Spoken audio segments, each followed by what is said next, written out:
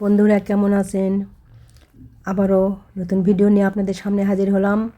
আজকে সকালবেলা উঠে দেখি তরকারি নেয় ফ্রিজে, কয়েকটা খালি পটল আছে আর পদ্মা মাছ আছে। তো এই পটল কেটে নিয়ে তেলে ভাজি আর একটা ডিম ভাজিছি।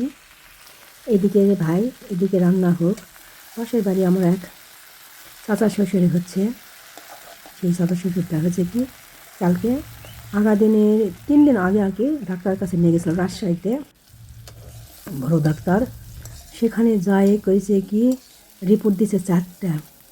সেই রিপোর্ট সব কটা রিপোর্ট খারাপ আসিছে। সেই রিপোর্ট খারাপ আসিছে। ওই লোক চলে আসে বাড়িতে, আমার পাশের বাড়ি, মানে পাশাপাশি বাড়ি আমাদের।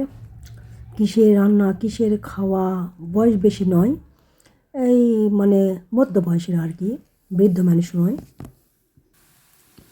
সেই ওই লোকের ওই কথা শুনে বেটিরা সব শ্বশুর বাড়িতে আসে হাউ মাউ করে কান্দবা লাগিয়েছে। সব রিপোর্ট পায়ে খালি বেটিরা কান্দন, বউ কান্দন। আমার কান্দন দেখতে দেখতেই আমার অর্ধেক সময় চলে গেছে। যাই দেখি যে ওরা খালি কোন কান্দন কান্দন। ভিতরে বলে টিউমার হয়, ফাটে গেছে, মনে হয় আর বেশি দিন বলে বাঁচবে না। এই এখন সবাই বলতেছে যে মানুষ থাকতে দম থাকতে কমকে নিয়ে যান, নিয়ে যায় ওই অপারেশন বলে। ডাক্তার বলেছে যে অপারেশন করে হলেও কিছুদিন হলেও বাঁচতে পারে। তো এই কথা শুনে সবগুলা তো বেটি দুটা, বেটা দুটা, বউ বাঁচে আছে। সেই বেটা বউ বেটিরা সবগুলো একটা গোল মিটিং করে কেউ একটা সিদ্ধান্ত নিল না রে ভাই। ছোলপোল মানুষ করলে, ছোলপোল বড় হলে বাবা মার প্রতি এতই অবহেলিত হয়, কিন্তু সব বাপ মাও তো মানুষ সন্তানেরা ওই রকম করে না। এই যে আমি এতটুকু অসুখ হওয়ার সঙ্গে সঙ্গে আমার ছেলে মেয়ে মানে কোথায় রাখবে না রাখবে, কোন ডাক্তারের কাছে নিয়ে যাবে মানে না, কিন্তু সব কিছু কান্নাকাটি করে বাড়ি ভরা মানুষ কখন জীবন যাবে এই নিয়ে বসে আছে। ডাক্তার আবার নিয়ে গেল না, ডাক্তারের কাছে নিয়ে গেল না, আবার 2-3 দিন গ্রামের সবাই এখন কথা যে মানুষটার ধুম থাকতে কম কেন, নিয়ে যাও। আবার সবাই এখন সিদ্ধান্ত করে কথা কেউ যদি না দেয় গ্রামের থেকে টাকা তুলে নিয়ে যাওয়া হোক। যা অপারেশন করলে হয়তো কিছুদিন অপারেশন করলে বাঁচতেও পারে নাও পারে। তো বেটিরা বইয়েরা আর ওই যাতে দিবে না, অপারেশন করতে দেবে না, যে কটা দিন বাঁচা আছে আমাদের কাছে থাকে মরে যাক, অপারেশন করলে তো আগেই মরে যাবে। কিন্তু না, দম থাকতে কম করা হয় না, বাঁচতেও তো পারে।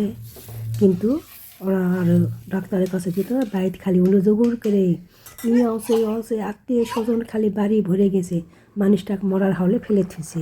কিন্তু এমন সন্তান যেন কারো পেটে জন্মায় না জন্মায়, যে বাবা মা বৃদ্ধ হলে যে এভাবে অবহেলিত করে সেটা তো জানা ছিল না আমার। তো চোখের সামনে আমি দেখতেছি যে এ কী সন্তান মানুষ করেছে। একটা সন্তান তার পাশে যায় দাঁড়াচ্ছে না, এই হাতান্দাজি ওষুধ এনে দেশে খাই হলে না হলে আর ডাক্তার বলেই দিছে যে অপারেশন না করলে আর বাঁচবে না।